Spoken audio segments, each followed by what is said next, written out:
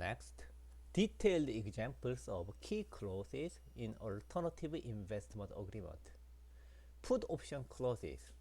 An investor provides 10 million to a private equity fund for a 5-year terms. To protect their downside, the investor negotiate a clause allowing them to sell their shares, back to the fund at a pre-agreed price.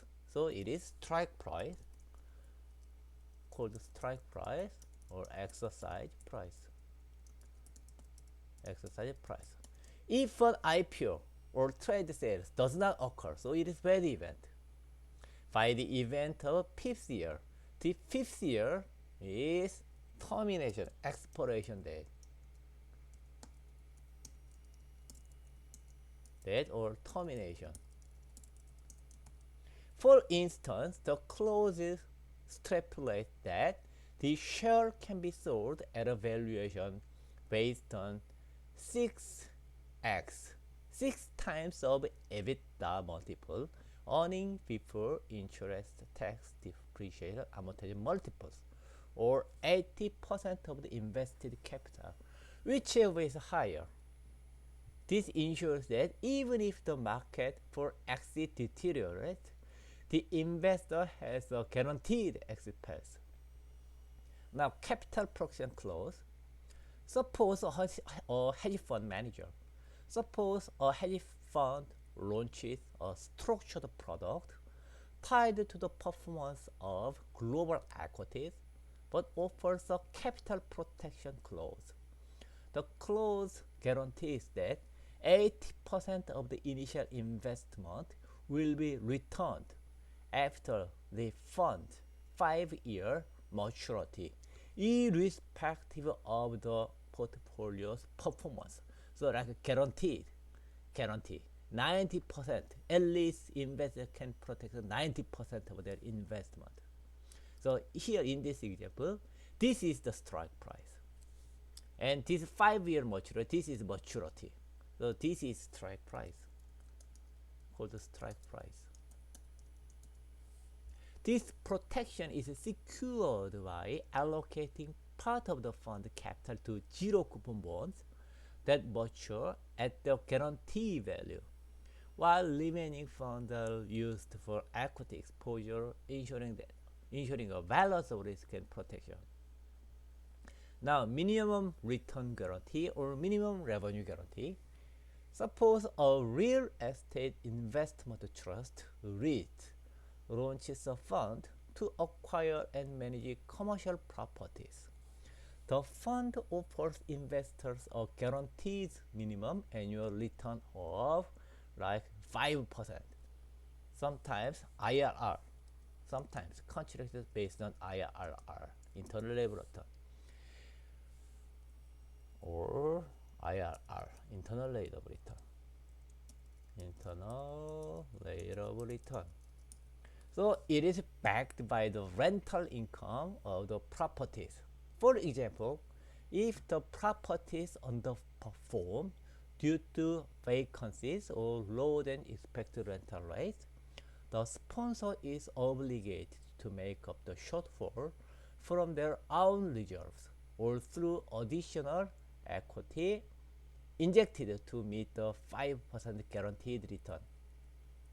Now, downside protection clause is a venture capital fund invests 5 million in a startup and includes a clause that if the startup's valuation drops by more than 30% during a subsequent funding round, the fund will receive additional shares to maintain its ownership percentage at the initial investment level.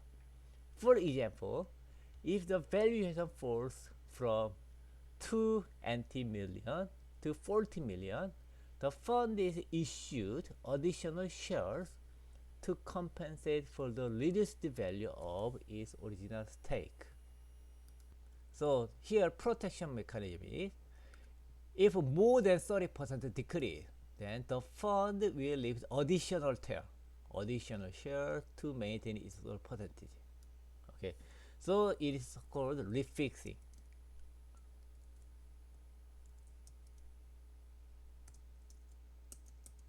Refixing at the initial investment. Redemption right. A private debt fund offers investors the option to redeem their investment after 3 periods if the fund returns do not exceed 6% annually or IRR. For instance, if an investor feels dissatisfied with the performance after 3 years, they can exercise this right. I want my money back. Okay, plus 6% annual additional return.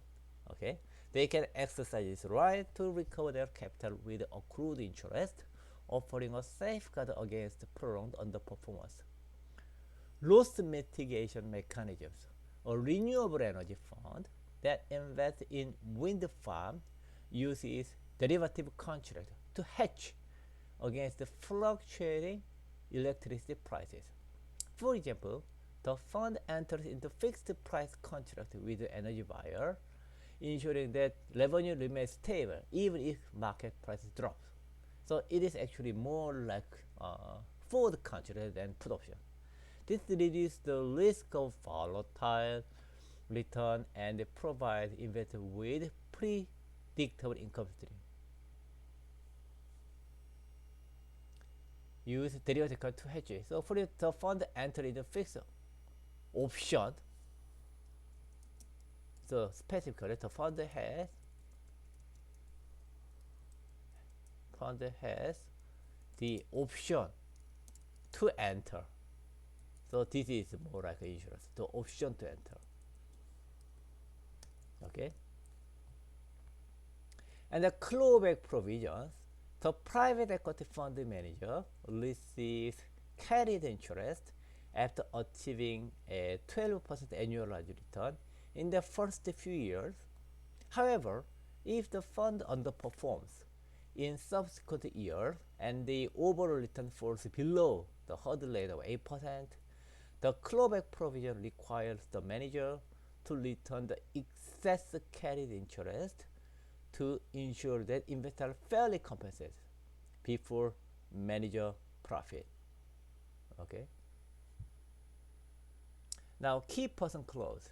A venture capital fund invests $50 million in a startup that relies heavily on founders' expertise. The agreement includes a key person clause stating that if the founder departs or is unable to perform their duties, the investor have the right to withdraw their capital or renegotiate the terms of the investment. For instance, if the founder exits unexpectedly, the investor can demand a buyback all their shares at a fair market value. Suppose key software engineer leaves a startup, then investors say, okay, I want my money back. Okay. Now, exit trigger event. A mezzanine debt agreement specifies that if the borrower experiences a change of control, such as being acquired by another company, the debt must be repaid immediately at a premium. For example, if a manufacturing firm holding mezzanine debt is acquired by a competitor, then the investor asks, I want money back. The investor can trigger the clause and receive their investment back along with 10% premium. Now, buyback agreement. A distressed asset fund purchases a portfolio of non-performing loans, but includes a clause requiring the seller bank to repurchase any loan that are found to have inaccurate documentation or undisclosed risk. For example, if one of the loans in the portfolio is discovered to have hidden liens, hidden flaws, some problem, the fund can invoke the buyback clause to protect its investment. I want money back.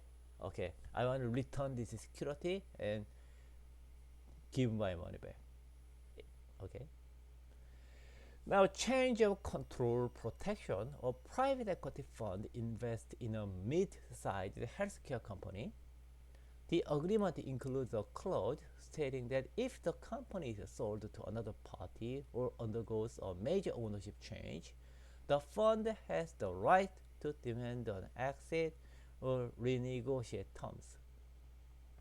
For example, if a competitor acquires the company, the fund can exercise its exit right at a pre-agreed valuation to avoid being part of the new ownership structure.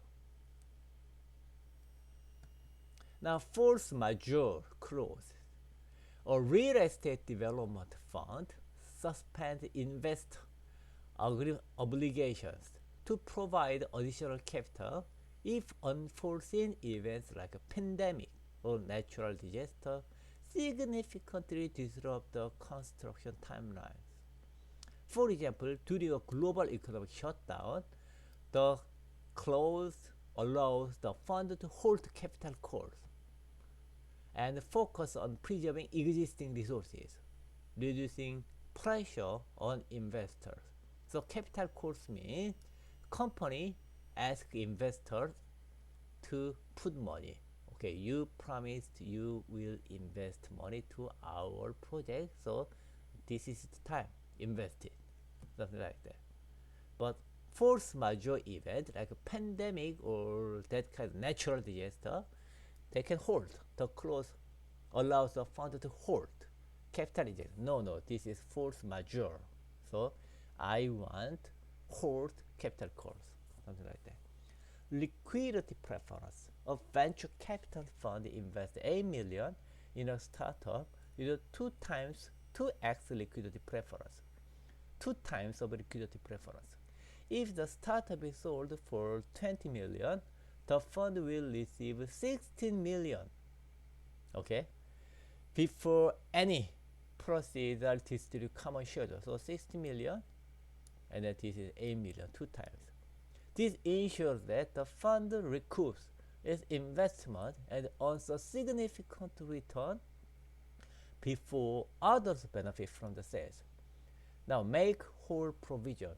A corporate bond investment agreement includes a clause specifying that if the investor repays the bond early, they must pay the investor the present value of all future interest payment.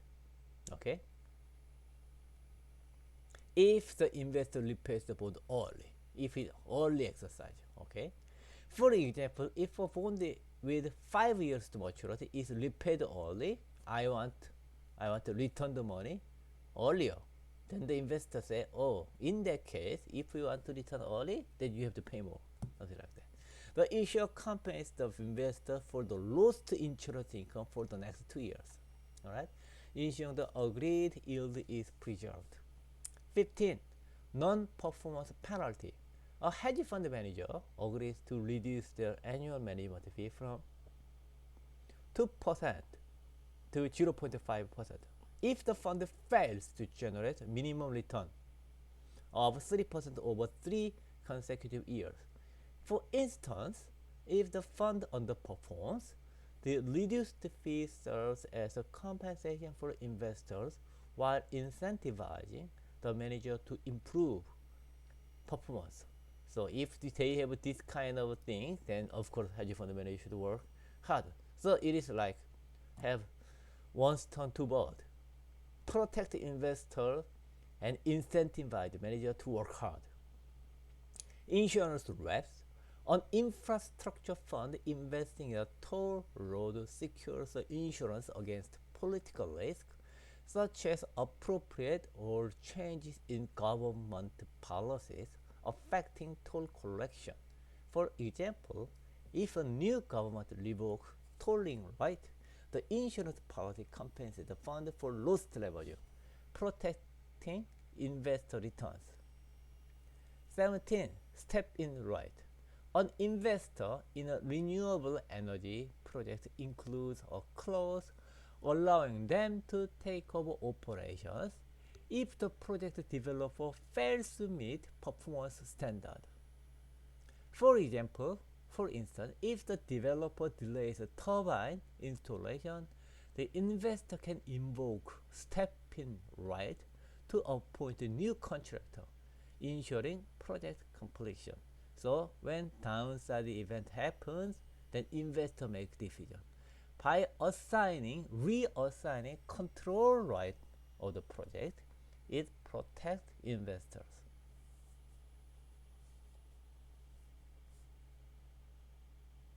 Margin call provisions. A commodity-focused hedge fund includes a clause requiring additional collateral from the fund manager if oil price drops below $50 per barrel. For example, during a market downturn, the manager must provide additional capital to maintain the fund leverage and protect investor position. Escrow arrangement. A private equity fund places 20% of its distribution proceeds in an escrow account, pending the portfolio company achieving performance milestones such as 15% revenue growth rate. For instance, if the company meets the target within 2 years, the escrowed funds are released to the investors, ensuring alignment between company performance and fund payout.